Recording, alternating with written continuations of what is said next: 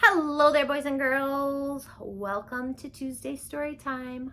Funny story.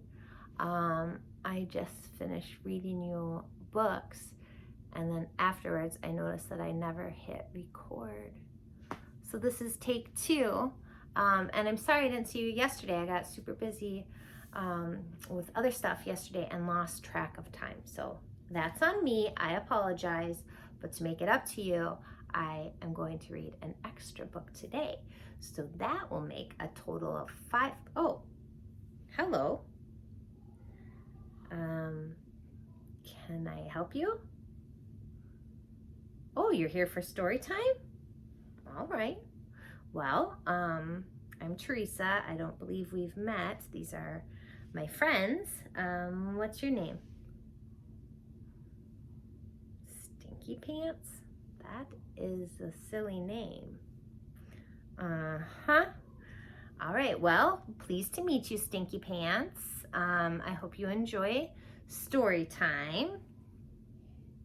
Oh, Stinky Pants has a book that he would like to read. All right, go grab it. I'm always up for book recommendations, you guys, because there's so many good books out there. And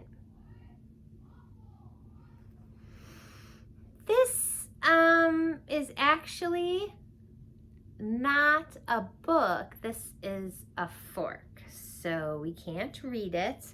And that really reminds me of something that Fluffy would do. Wait a minute. No, come back here.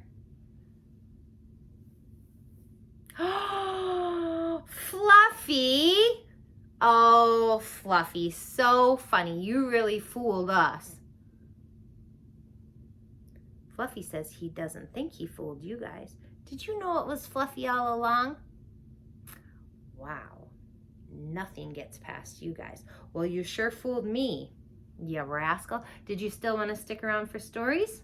Okay, well, say bye to the friends, have a seat over here on the floor, and we'll read some stories. We are recording. We're all good. Let me get situated for some books. Let's start with Charlie's Superhero Underpants. This is a good one. I should know. I just read it. Okay. Gotta get situated. Oh, no. Don't laugh, you guys. Don't laugh at me. There. We gotta turn it so that I can still see the words. Charlie's Superhero Underpants by Paul Bright, illustrated by Lee Wildish. Not totally wild, just wildish. All right. On a wild and windy day round about the end of May, a great and gusting gale blew the washing clean away. Socks and vests, a woolly hat, but far worse than all of that, young Charlie's superhero underpants.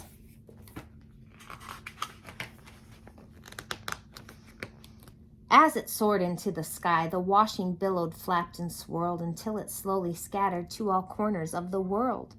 Though they searched for days and nights with boats and planes and satellites, they found no trace of Charlie's underpants. They had POW across the front in giant letters, bold and black, with Kerzap and Oof and Splat a little smaller on the back. And villains would take fright as Charlie pulled his pants up tight, his scarlet superhero underpants. Charlie packed some sandwiches, some sardines, and some soap, a mirror, fan, and toothbrush, and a big brass telescope. Don't worry and don't wait, he said. I may be back quite late, but I've got to find my scarlet underpants. First, Charlie grabbed a ride with a band in a balloon, and they crossed the choppy channel to a bouncy, brassy tune. Then they saw a fine French fox wearing Sister Sophie's socks, but no sign of Charlie's underpants.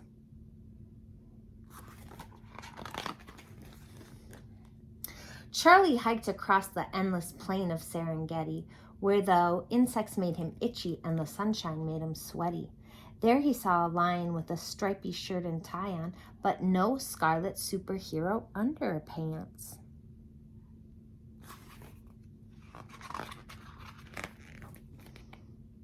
Charlie climbed and clambered up the plateau of Peru, where the breeze that blows at night makes you shiver through and through. He found a pair of llamas wearing Brother Ben's pajamas, but he couldn't find his scarlet underpants. Charlie searched the length of the mighty Mississippi, though the Mississippi's muddy and the mud's all soft and slippy. And an alligator sat wearing Grandpa's woolly hat, but it wasn't wearing Charlie's underpants. Charlie was fed up. He felt lonely, tired, and small on a steep and snowy hillside in the mountains of Nepal, when suddenly he saw in that land of ice and cold a huge and hairy creature, something wondrous to behold. Charlie blinked and rubbed his eyes. It couldn't be. It could.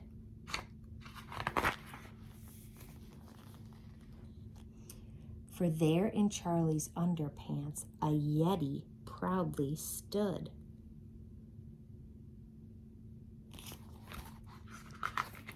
"My underpants!" cried Charlie. "They're the ones I love the most." "But they're mine now," growled the Yeti, "and they keep me warm as toast." "I'll swap you," Charlie said. "You'll be snug from toes to head if you'll give me back my scarlet underpants." Charlie thanked the Yeti, and he pulled his pants up tight. They had pow across the front, so he'd put them on just right. He raised one arm up high, and he flew into the sky in his scarlet superhero underpants. Ker-zap, oof, splat. The end. Crankenstein.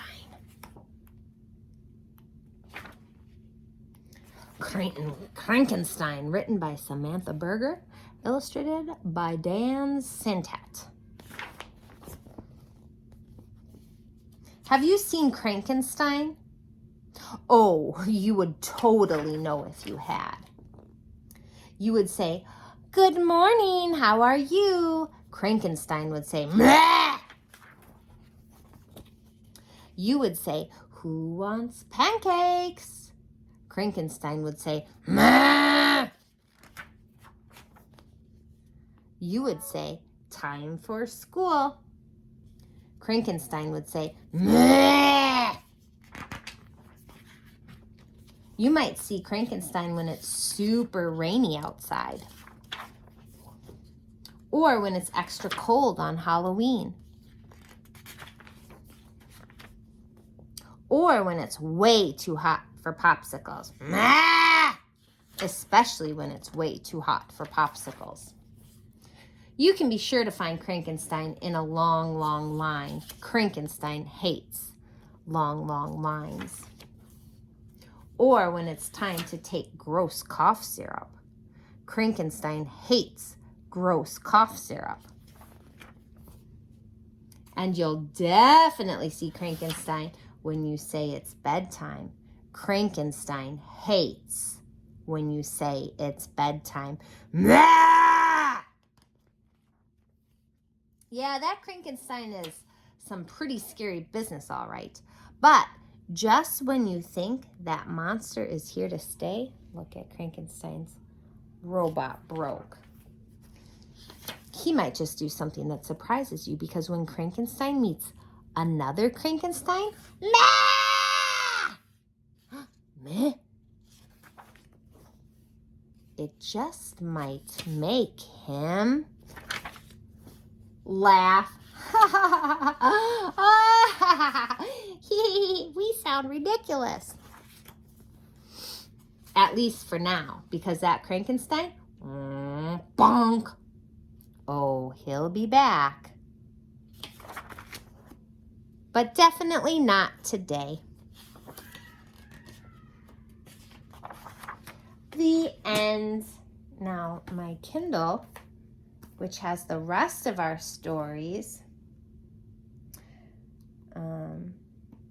was just making some beepy noises at me, so we'll see how far we get.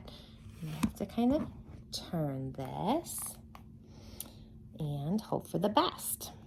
Okay, this is called What is Given from the Heart by Patricia C. McKissack, illustrated by April Harrison.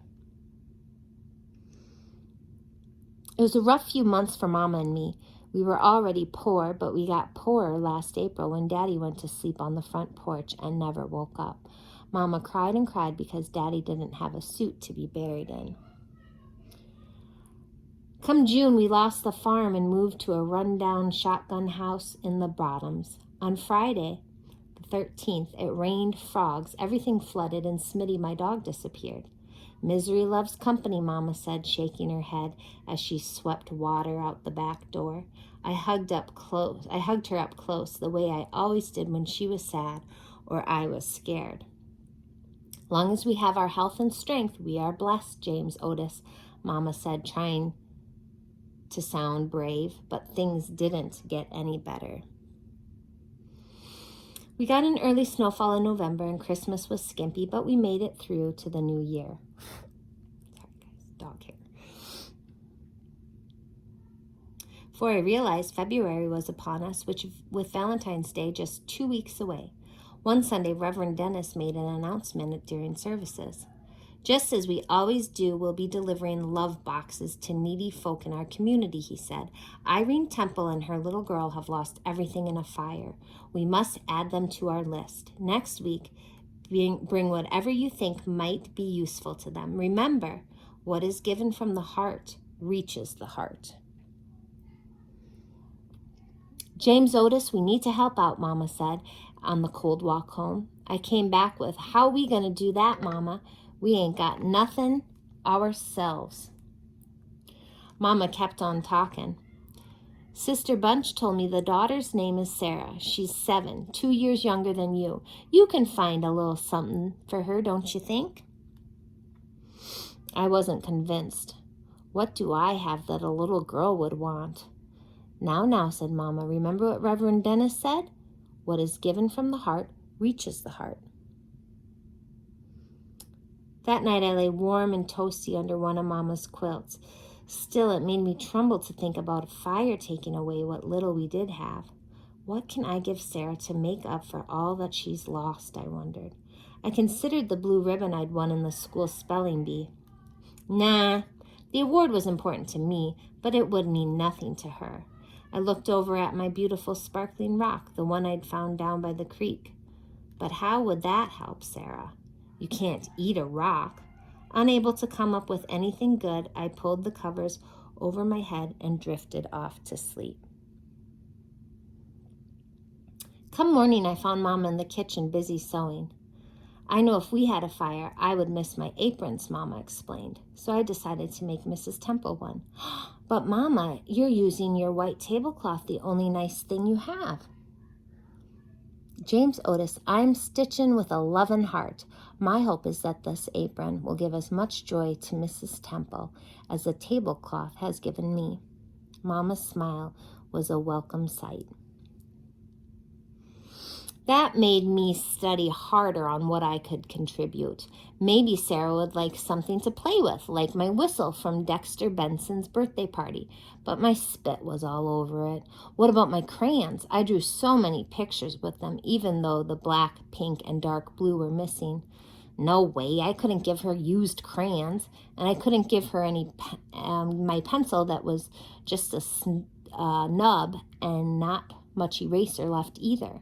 As time flew toward Valentine's Day, I fretted more and more. I considered giving Sarah a puzzle. It didn't bother me that 2 pieces were missing, but it might bother her. That wouldn't do, not even with a bow on it. And neither would my capeless Superman Halloween costume. Then I remembered my book.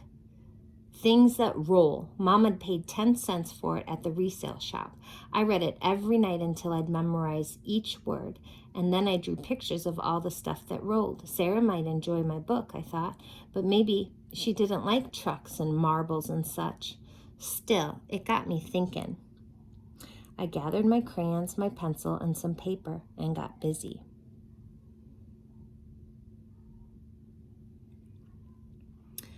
On the Sunday before Valentine's Day, we were off to church. Along the way, Mama told me, as usual, the trustees will deliver the love boxes to the homes of the needy, but Reverend Dennis has invited the Temples to receive theirs at Olive Chapel so they can meet the congregation. The church was full. Mama beamed as she carefully placed the apron in the love box. When we presented the Temples with their love box filled with all kinds of clothing, food, tools, and toys, Mrs. Temple was overcome with emotion. The congregation shouted, "Amen."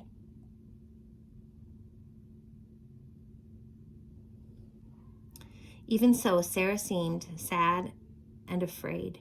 She clung to her mama's arm and hid her face. I walked over to where they were standing. "Hi, Sarah," I said, sounding cheery-like. "My name is James Otis, and I'm pleased to meet you."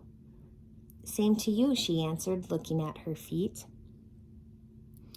"Here," I said, handing her my gift. "I wrote it, drew the pictures, and put it together by myself, just for you." Sarah managed to smile as she stared at the book I'd made. Then, real slow-like, she read the cover, "From My Heart to Your Heart" by James Otis Petway. "It's about a little girl named Sarah and—" "Don't tell me," she said. "I want to read about myself by myself." "I can't believe it," she squealed. "A book about me." Then she covered her mouth to catch a giggle. Seeing little Sarah happy made me happy too. I laughed out loud. "I put some hard words in so you can look them up." "You sound like my teacher." Sarah pressed the book to her heart, closed her eyes, and whispered, "Thank you, James Otis. I will keep this book forever and ever." Walking home, Mama held my hand. "The Temples looked very grateful," she said. "I think we reached their hearts," I said. Mama nodded. "I'm proud of you, James Otis." "How come?" I asked. "'Cause you're you." In winter, night comes early. The sky was darkening, and it had started to snow. I stuck my tongue out to catch a snowflake as Mama spun joyfully around and around. Suddenly, Mama stopped. "Oh, look, there's something on our porch," she said. I rushed ahead, and there it was. A love box had been delivered to us. And our hearts rejoiced. Our hearts rejoiced. The end. Next up, we have "We are different, we're the same." We're different. Our noses are different. We're the same. Our noses are the same. They breathe and sniff and sneeze and whiff. Our hair is different. Our hair is the same. It grows on us in several places. It warms our heads and frames our faces. Our mouths are different. Our mouths are the same. Their lips form the words we say and smile when it's a happy day. Our skin is different. Our skin is the same. It tells us something's cold or hot or wet or dry. It knows a lot. Muscles and bones are wrapped inside it. We all have blood and skin to hide it. It keeps us warm. It keeps out dirt. It warns us so we don't get hurt. Our eyes are different. Our eyes are the same. They see, they blink, they weep, they wink. Our bodies are different. Our bodies are the same. They stretch and bend and work and play. They all need food and rest each day. They dance and wriggle and ride a bike. They might look different, but they're alike. Our feelings are different. Our feelings are the same. Lonely, worried, scared, excited, happy, loving, glad, delighted. We're the same, we're different. That's what makes the world such fun. Many kinds of people, not just one. A rainbow would be boring if it were only green or blue. What makes a rainbow beautiful is that it has every hue. So aren't you glad you look like you? We're different. We're the same. We're wonderful. All right, I've got one more. And this is for those of you reading or watching, I should say, listening before bedtime. This one is called The Goodnight Train.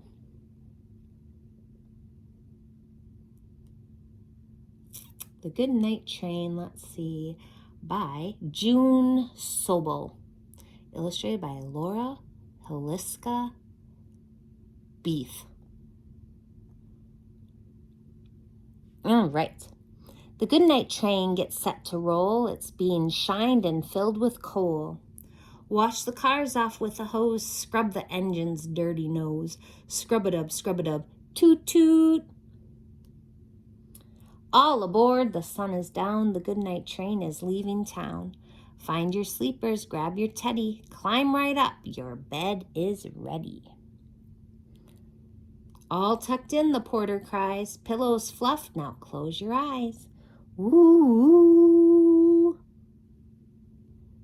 Wheels are turning, smoke drifts high, painting clouds up in the sky. Huff-a-puff, choo-choo. Slumber lumber up the hill. Cars climb slowly up until... Roll the corner, rock the curve, blankets bounce with every swerve. Rocka, rocka, rocka, shh, shh. Fly through a tunnel black as ink, in and out before you blink. Look at that, professional bedbug removal. Call for a free estimate, Dreamland 10 winks ahead. Catch that freight train whizzing past. The goodnight train is moving fast. Choo-choo. Cars sway on the wooden track. Wheels go click, wheels go clack. Glide across the plain so flat. Gently toss this way and that. Clickety-clack, clickety-clack, clickety-clack. Curl through farms of fuzzy sheep. The sleepy train slows to a creep. Pushing toward the station's light, cars crawl on with all their might. Chug, chug, chug. Sweet dreams ahead, the porter sighs. The tired train can close its eyes. Home at last, tucked in and snug, the engine snores a final chug. Husha, husha, husha, husha, sleep. Good night, train. Good night. The end. All right, boys and girls, that is it for today. But I will see you all tomorrow. I love you very much. Big hugs. Stay safe out there, and I'll see you tomorrow. Love you. Bye.